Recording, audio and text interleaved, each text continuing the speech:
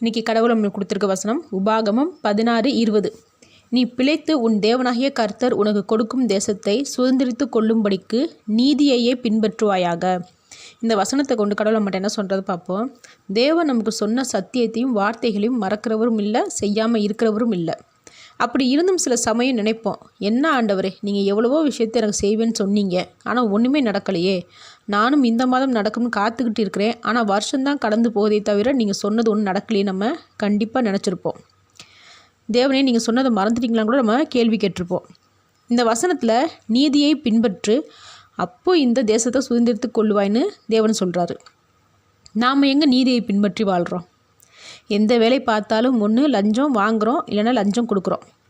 போட்டி பொறாமையினால் மற்றவங்கள சிரமத்துக்குள்ளாக சிக்க வைக்கிறோம். குடும்பத்துக்குள்ளேயும் நியாயத்தோடு நடக்க மாட்டேங்கிறோம். இப்படி அநியாயம் பண்ணிகிட்டே இருக்கும்போது நம்மளுடைய வாழ்க்கை நீதி வழியாக இல்லாமல் அநீதி வழியாக இருக்குது. அப்புறம் எப்படி தேவன் நமக்கு சொன்னதை உடனே செய்வார்? தேவனுடைய ஆசீர்வாதம் ரொம்ப ரொம்ப பரிசுத்தமானது. அதை நம்ம பெற்றுக்கொள்ளணும்னா நாம் பரிசுத்தமாக இருந்தே ஆகணும்.